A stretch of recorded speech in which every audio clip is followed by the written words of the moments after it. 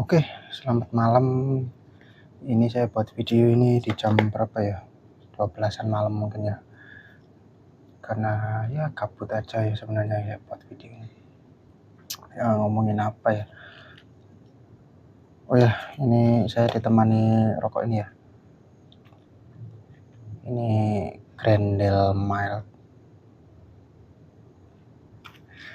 Mungkin kalau yang udah sering rokokan mild mungkin harusnya nyoba rokok ini sih. Karena ya kapan-kapan saya review lah ya kayak gimana rasanya. Yang pasti saya udah lumayan sering ya rokokan ini. Kalau saya pengen rokokan mild, saya nggak pernah mild. Kalau saya ke rokok ini Grendel Mild ini. Oke, malam ini kita mau bahas apaan ya? Sebenarnya saya mau ngebahas ini sih, turis yang jatuh di Rinjani kemarin ya, turis dari Brasil ya, itu ramai banget beritanya. Sebenarnya saya juga bukan orang yang gunung-gunung banget ya, pendaki-pendaki banget ya. Saya juga dari dulu saya sering ngomong saya bukan pendaki. Saya juga bukan orang yang suka naik-naik gunung gitu ya.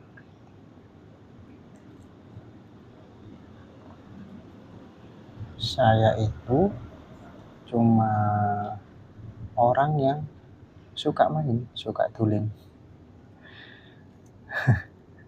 Saya itu dari dulu cuma ngomong kayak gitu ke teman-teman. Saya bukan pendaki. Saya hanya orang yang suka tulen. Tapi kemarin itu beritanya memang sempat viral ya.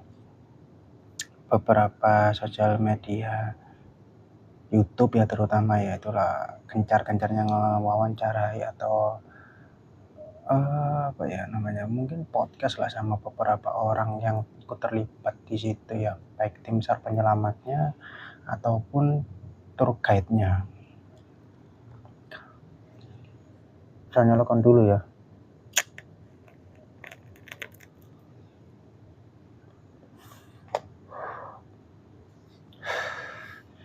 Sebelumnya mungkin saya jelasin sedikit ya, apa bedanya tour guide atau pemandu itu ya, mungkin, atau guide itu bahasa Indonesianya apa ya?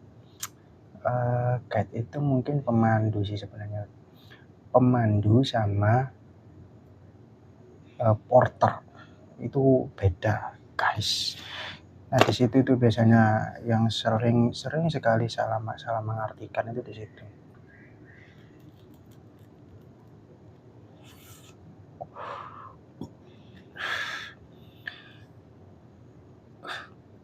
Kalau tour guide itu biasanya kebanyakannya itu sekalian jadi porter.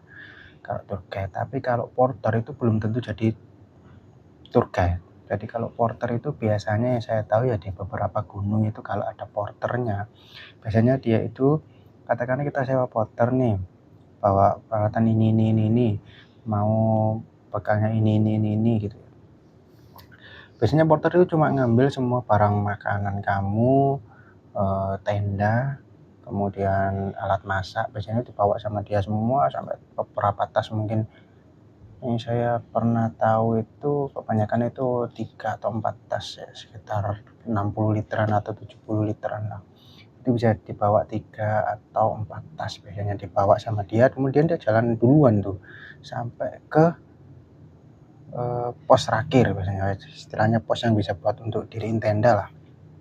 Di situ dia bukain tendanya, diberdiriin sama dia tendanya, kemudian dia masak di situ. Kalau porter itu yang saya tahu itu seperti itu.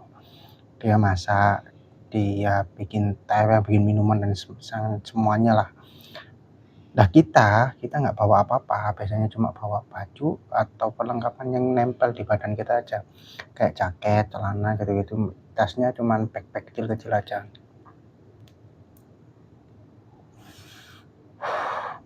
Ya mungkin ini rokok, kalau kalian ngerokok ya, rokok, kemudian air minum biasanya, atau roti kecil-kecil lah buat cemilan di jalan. Sampai di sana biasanya kita sudah ditunggu sama porternya, sudah disediain, Mbak ini atau Kak ini tendanya, ini apa, makanannya, ini minumannya, ini sudah saya sediakan semua, silakan dinikmati, setelah itu silakan beristirahat. Biasanya kalau porter itu yang saya tahu seperti itu. Kemudian ditanyain biasanya estimasinya berapa hari di sini.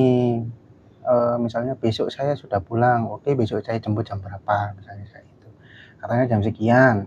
Jadi porter itu pasti jam sekian udah standby di situ, dipackingin lagi, dimasukin tas lagi, kemudian turunnya dibawa sama dia. Kita turun juga nggak bawa apa-apa.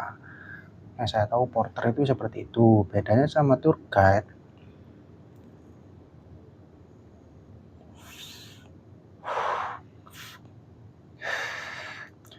Kalau tour guide itu ya mungkin yang seumuran saya ya pernah study tour atau apa ke Bali, yang paling banyak itu biasanya tour guide-nya itu di Bali.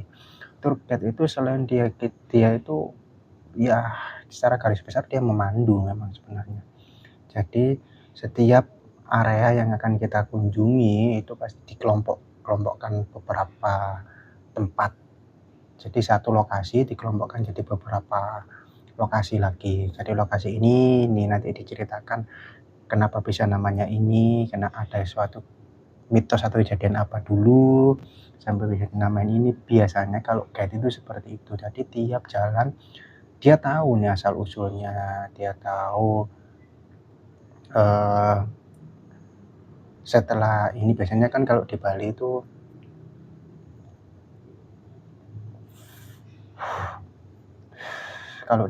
itu ya ada step-stepnya lah, katakanlah kayak habis di sini harus ke sini dulu karena ini ceritanya nyambung ke sini, baru ke sini, baru ke sini, ke sini, ke sini, ke sini gitu. Biasanya kalau di Bali itu seperti itu ya. Ya itu tour guide. Tour guide itu seperti itu. Jadi tour guide itu selain memandu, dia juga biasanya ngasih pengetahuan ke kita. Jadi siapapun yang nyewa tour guide ke gunung, ya itu harusnya dia menguasai semua medan treknya. Yang pertama, pasti dia kuasai medan treknya pendakian itu. Kemudian tiap lokasi kalau itu punya nama, lokasi itu dikasih nama ya. Kayak di Semeru itu ada uh, anggaplah di danau ya, di Semeru danaunya kenapa dinamain danau ini misalnya. Kemudian jalan lagi kenapa dinamain Jambangan, ada yang namanya Jambangan. Kemudian mitos-mitos apa yang bergerak di Jambangan itu, tanjakan cinta misalnya seperti itu kenapa dinamakan tanjakan cinta. Kemudian Kalimati, kenapa dinamakan Kalimati, itu biasanya itu dijelasin kenapa sih dinamakan Kalimati, kemudian Arcopodo dan lain sebagainya. Nah, yang di Rinjani itu harusnya seperti itu. Kalau sesuai rules, sekali lagi ya, kalau sesuai rules ya itu ya.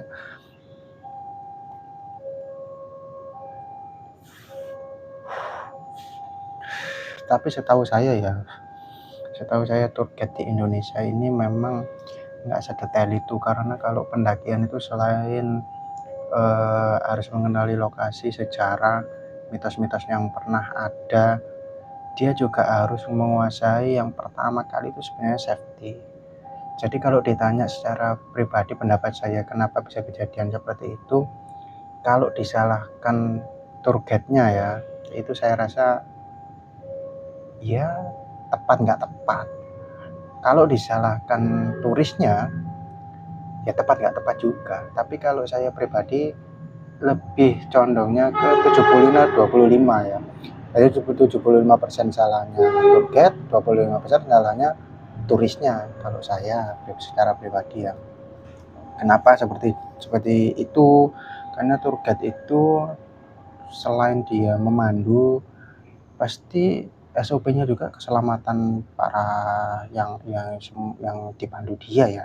Nggak harus turis internasional, turis lokal pun kalau sewa tour guide harus dipastikan semua safety-nya, karena sebelum jalan itu pasti tour guide itu sudah tahu simaksi waktunya berapa, kemudian katakanlah jumlah orangnya berapa, jadi perbekalan atau makanan ringan yang harus dibawa itu seberapa, makanan berat yang harus dibawa itu seberapa, kemudian air itu harus itu juga dihitung juga, sampai ke sumber berikutnya itu harus bawa berapa, untuk sekian orang itu cukupnya berapa, dan itu dan itu bisa dilakukan atau bisa bisa dihitung itu kalau sudah punya jam terbang, sudah pasti itu.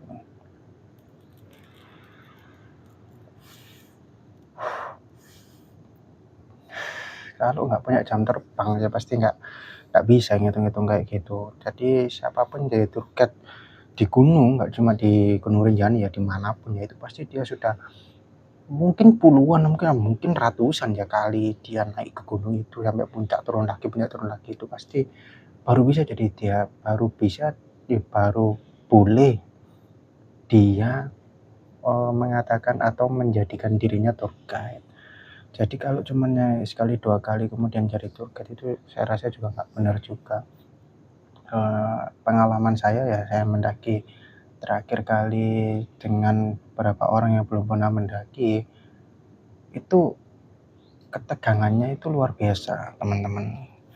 Karena saya salah satu yang pernah mendaki itu saya benar-benar kayak, eee, semua itu harus saya rencanakan secara matang karena di gunung itu apa saja bisa terjadi. Meskipun nggak tinggi-tinggi banget ya gunungnya ya. Waktu itu ke Penanggungan, kalau video ini sampai di teman-teman yang terakhir mendaki sama saya ke Penanggungan, ada 7 atau 8 orang, saya lupa lah berapa orang itu. Saya yang pernah naik gunung cuma 2 orang, saya sama teman saya, Benny Setiawan namanya ya. Itu terakhir saya mendaki sama orang yang belum pernah naik gunung ya.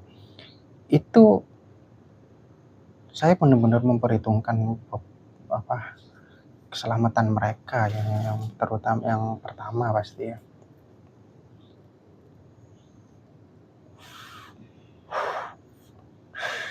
Padahal saya juga bukan tour guide dan saya juga bukan porter, tapi ketakutannya itu luar biasa loh ketika di apa ya, ketika kamu menyanggupi lah mungkin bahasa kasarnya menyanggupi bahwasanya, "Ayo gak apa-apa ndaki sama aku, meskipun kamu belum ndaki, nanti sama aku pernah ndaki kok." Itu tanggung jawab secara pribadi itu gede banget dan itu saya rasakan itu ketakutannya luar biasa. Apakah itu juga sama dirasakan ketika kejadian di Rinjani kemarin yang rame itu ya saya juga nggak tahu. Cuman yang pasti ya siapapun tour guide-nya itu, saya turut berduka cita yang pertama atas kejadian itu termasuk pukulan berat lah pasti dan itu pasti juga berdampak sekali di pendakian Rinjani. Siapapun orang yang mau nyewa tour guide di sana itu pasti sudah mikir 2 kali karena kejadian itu ya. Itu yang pertama. Yang kedua, tanggapan saya atas kejadian itu ya gimana ya, karena saya tadi udah bilang 75/25 ya. Siapapun tour guide-nya ini mohon maaf sekali ya, mohon maaf sekali karena yang saya tahu itu tour guide-nya sudah ketemu langsung dengan keluarganya dan sudah nangis minta maaf ya. Itu pasti dia mengakui lah kesalahannya dia.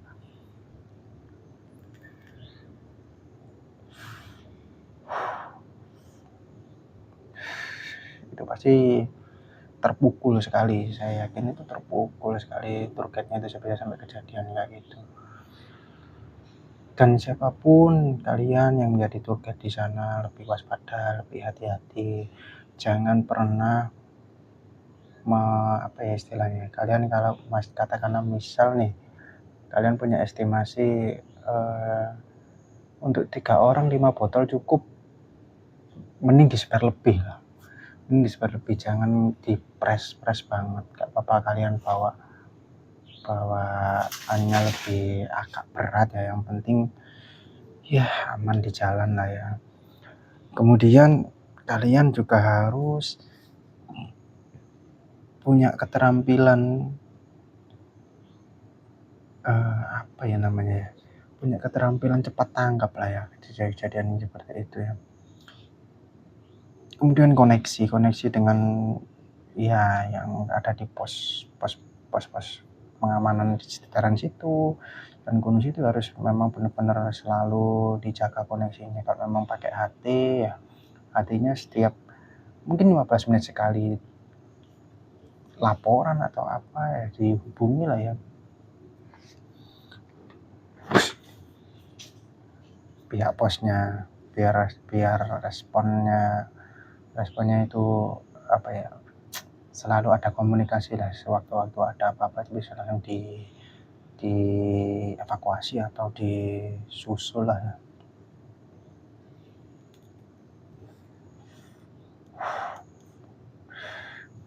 Tapi saya rasa ya kalau sampai kejadian seperti itu yang pasti lalai yang pertama itu, entah itu kelalaian dari pihak turisnya sendiri atau kelalaian dari guide-nya. Saya rasa itu yang pertama itu pasti karena kelalaian.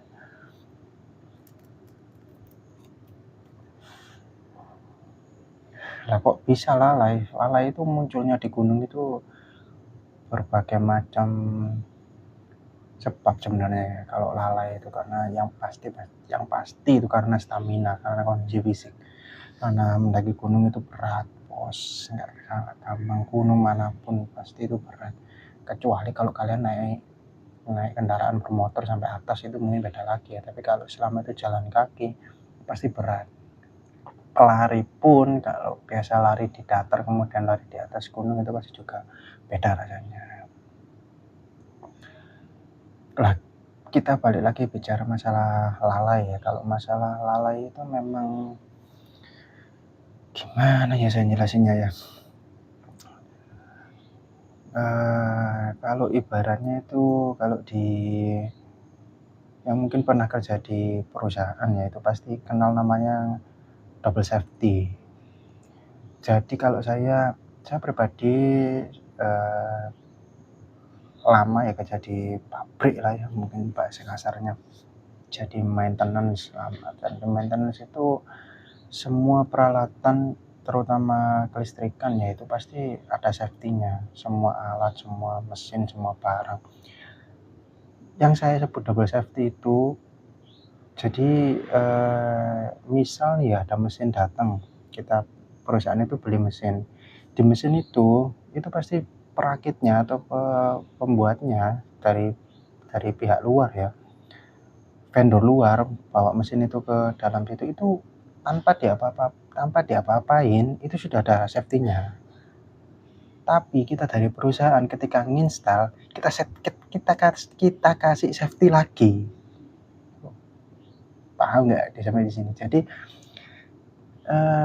maintenance di pabrik-pabrik itu bisa dikatakan itu semuanya itu kerjanya itu double safety. Jadi dia mengamankan yang sudah aman. Tujuannya apa ya? Tujuannya untuk mencegah hal seperti itu.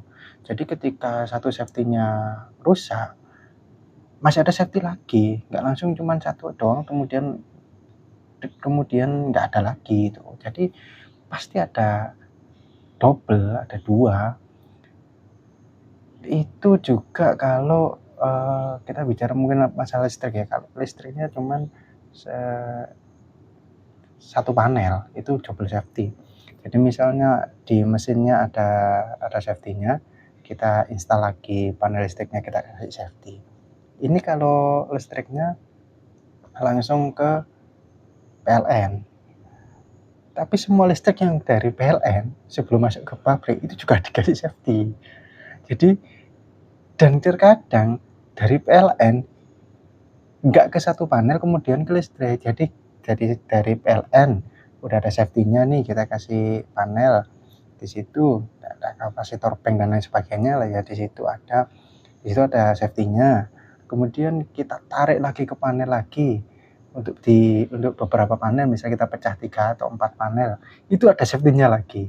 Kemudian turun lagi, kita buat panel, ada safety-nya lagi.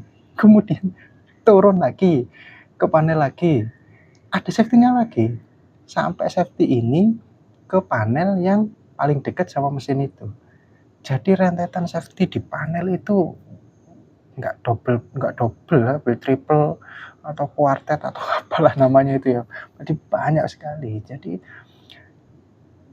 tugasnya tour guide itu harusnya seperti itu tugasnya itu. Jadi dia itu harusnya jadi orang yang bisa nge-cover istilahnya masalah keselamatannya semua turis ya. Jadi kalau dia memang katakanlah harus ngawal 7 atau 8 turis, harusnya dia nggak sendirian. Tour guide-nya itu harusnya nggak sendirian. Harusnya ada ya minim 2 orang lah harusnya ya. Tapi di kejadian itu saya juga kurang tahu berapa orang ya. Cuman yang saya tahu di sosial media itu 1 orang yang ini ya yang jadi apa? Yang jadi sasaran kemarahan warga Brasil ya, tour guide ya itu. Harusnya jadi 2 orang minimal ya kalau orangnya sampai segitu banyaknya. Kenapa saya bilang seperti itu? Karena itu menyangkut masalah keselamatan. Harusnya tour guide itu jadi ya kalau di instalasi listrik itu safety-nya itu harusnya ada di tour guide. Katakanlah orang-orang yang ya mungkin kita ambil contoh turis Brasil ini. Turis Brasil ini sebelum berangkat itu harusnya mereka sudah diedukasi yang pertama oleh pihak tour guide. Mungkin pihak turisnya memang sudah sering mendaki, tapi tetap harus diedukasi bahwa di Rinjani ini treknya seperti ini, yang harus kalian persiapkan itu ini. Semua, saya bilang semua ya, semua orang itu harus wajib bawa perlengkapan apa ya namanya, perlengkapan ya P3K lah minimal di tasnya masing-masing. Harusnya ya, secara protokol itu harusnya seperti itu, karena kotak P3K itu nggak berat kok. Kotak P3K itu harusnya itu ringan-ringan aja, karena waktu di gunung itu kan ya musuhnya paling mengerikan itu sebenarnya hipotermia ya. Kalau keprosok ke jurang sampai meninggal itu memang kalau nggak ini aja, kalau nggak ada yang tahu aja ya, misalnya nggak ada yang tahu itu terposok tapi nggak ada yang tahu gitu. Rata-rata seperti itu ya. Tapi selama dia masih di ambang kesadaran, maksudnya dia terposok tapi dia masih sadar, di tasnya masih ada kotak P3K dan makanan ya terutama ya, makanan ringan entah roti entah apa, dia pasti masih bisa bertahan.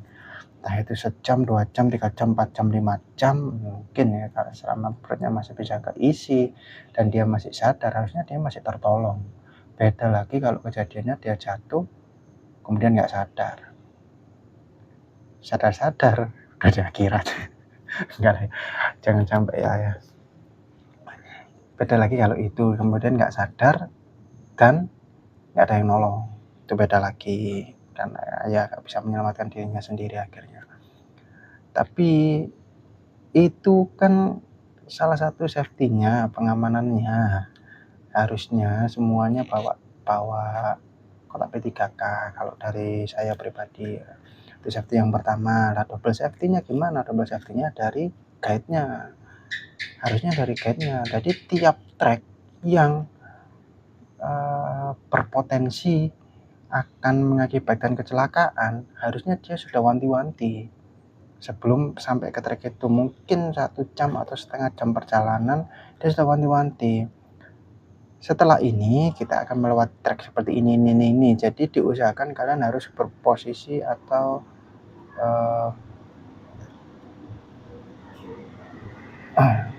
mempunyai urutan langkah seperti ini itu harusnya ya. Saya masih ingat betul waktu saya mendaki di Gunung Budak kalau nggak salah ya, Gunung Budak di perbatasan Malang Blitar ya. Itu saya mendaki cuma 2 orang. Kebetulan saya yang sudah pernah ke sana, teman saya belum. Tapi teman saya juga sudah pernah mendaki gunung. Sekali lagi kami bukan pendaki gunung ya, kami hanya orang yang suka tulen. Itu aja. Kami bukan pendaki gunung, kami hanya orang yang suka tulen. Kebetulan tulennya di gunung. Tapi kami bukan pendaki gunung ya. Waktu itu saya masih ingat betul. Ada trek mungkin sekitar 1 jam atau 1,5 jam lah. Itu ngelewatin hutan-hutan yang lebat. Jadi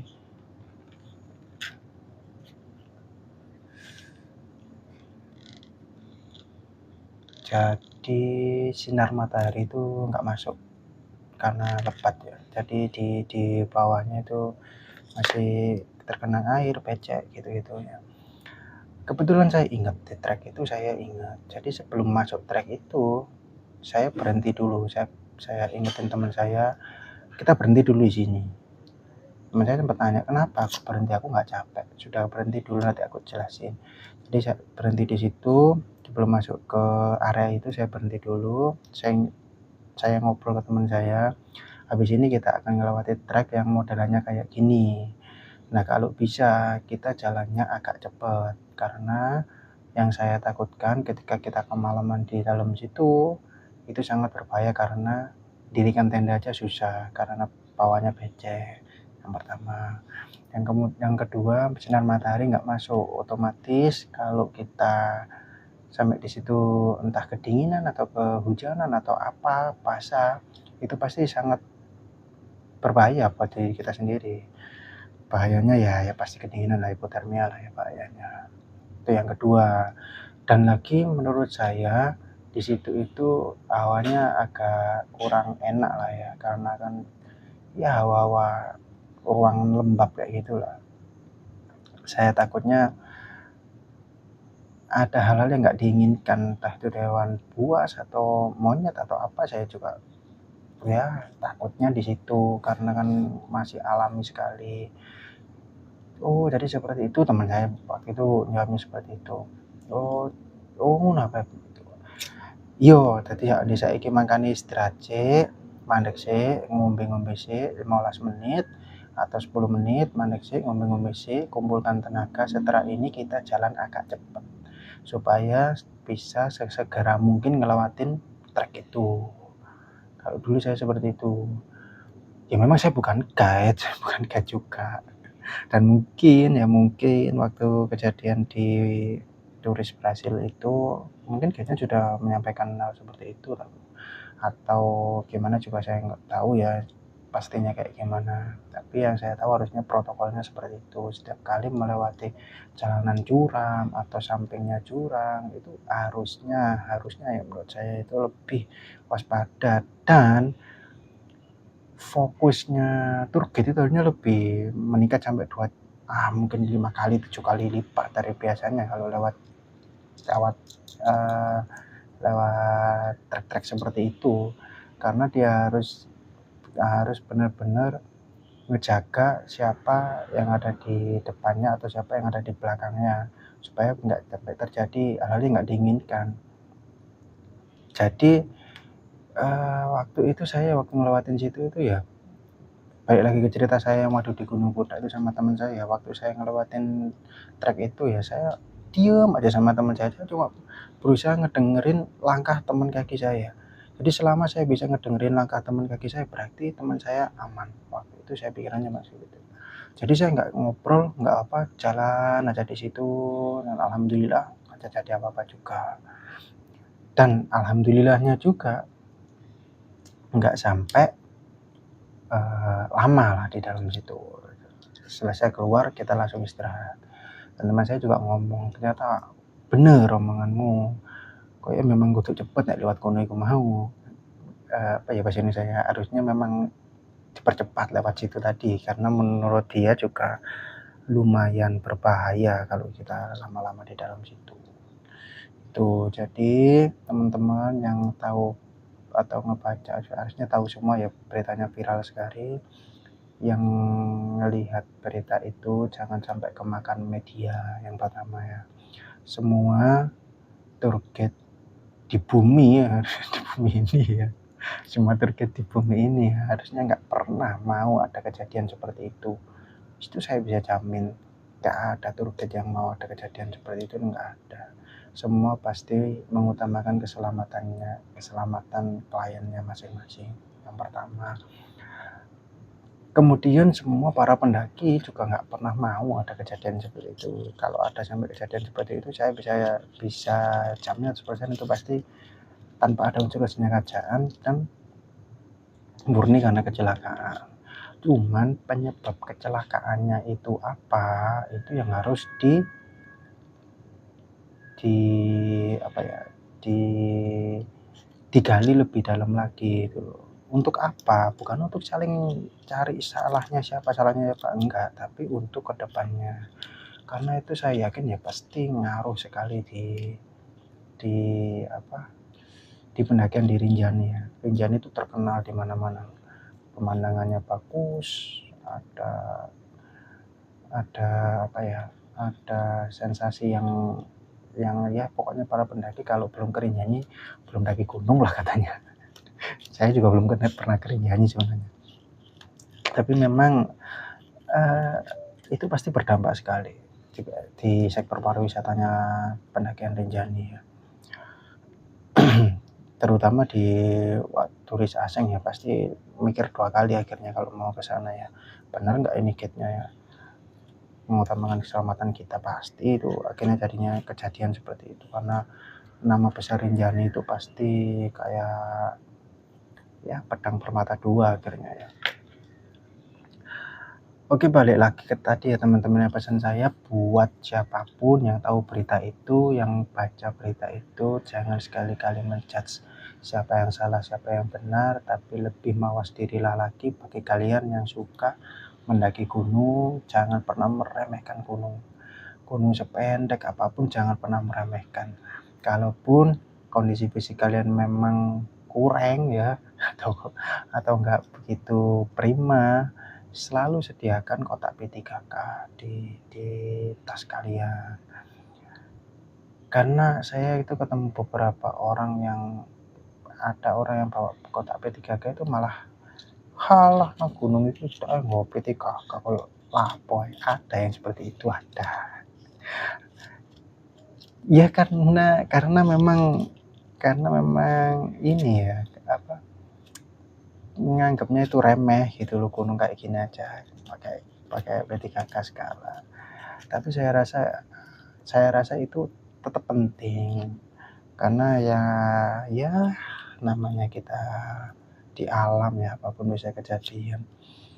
Hujan kita nggak pernah tahu, panas juga kita nggak pernah tahu, tiba-tiba mendung, tiba-tiba panas juga terserah alamnya, kita nggak pernah tahu. Di gunung itu karena random banget cuacanya kalau di gunung itu karena kan ketinggiannya sudah tinggi ya. Saya beberapa kali mendaki gunung itu sering sekali ketemu ada awan hujan di bawah saya. Jadi orang-orang yang daki masih di bawah saya sudah di atas, mereka naik waktu sampai ke saya dia basah kuyup. Saya alhamdulillahnya enggak. Sering saya seperti itu. Untuk kalian-kalian sekali lagi ya saya mohon mau komen, mau ngetik apapun di Twitter, di Instagram, di sosial media apapun atau mungkin hanya sekedar mendoakan mungkin ya atau komen apapun di sosial media mengenai berita itu, mohon sekali jangan sampai membuat pihak manapun menjadi eh, pihak yang disalahkan atas kejadian itu ya. Kita sama-sama belajar, kita sama-sama mengedukasi diri kita sendiri, juga orang lain, dan siapapun yang nonton video ini, usahakan kalian ketika mendaki gunung itu cari partner yang benar-benar ngerti dan nah ini yang penting dan nggak egois di jalur pendakian itu karena saya kenal 1-2 orang yang track recordnya dia itu sampai kemana-mana, dia lagi gunung sampai kemana-mana, tapi ketika saya ikut daki dengan dia kacau sih orangnya ini. Kacau orangnya ini, dia daki udah nggak peduli dia bawa teman siapa nggak peduli, yang penting aku sampai di sana tujuan pertama kali, pikiran dia cuma itu, aku sampai duluan. Dan ketika sampai duluan, ketika sudah turun gunung udah sampai ya mungkin tongkrongan, dia cerita bahwasanya aku bisa sampai sana cuman 3 atau 4 jam atau 1 jam lebih cepat dari yang lain karena aku strong, karena aku kuat. Ya itu goblok. Itu itu saya rasa goblok ya teman-teman ya. Bodoh sekali orang-orang kayak gitu ya. Sekali lagi teman-teman, siapapun yang melihat video ini, jangan pernah meremehkan ketika mendaki gunung. Kalian ada di alam, dan alam akan baik kepada kalian ketika kalian baik juga ke alam. Sampai jumpa, sampai ketemu di video kita lain hari atau lain video.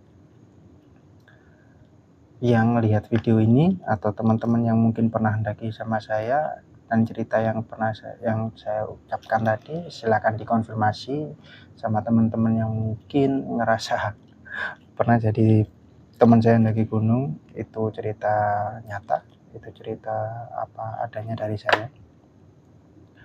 Semoga almarhumah atau semoga pihak turis Brasil yang meninggal dunia di Rinjani diterima lah ya semua amal perbuatan baiknya kalau kita orang Islam, dan pihak keluarga juga diberi ketabahan semuanya. Kemudian pihak tour guide-nya juga semoga tetap tabah ya, anggaplah ini cobaan ya. Sampai jumpa.